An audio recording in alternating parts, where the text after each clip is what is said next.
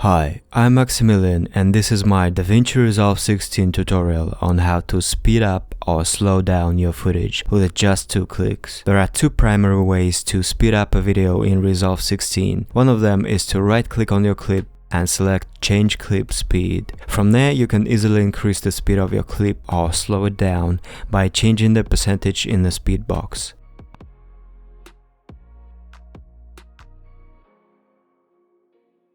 Make sure you check the boxes that say Ripple Sequence so that the clip will be stretched or trimmed based on the speed percentage you specify. And Pitch Correction so that the speed of the audio will change along with the speed of the video. The second way to change the speed of your clip is through Retime Controls or Retime Curves. Right-click and choose Retime Controls. Select the speed and there you go.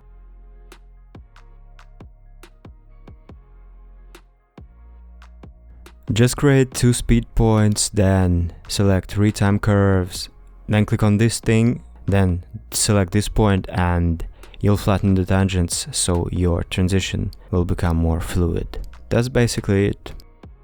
Take care.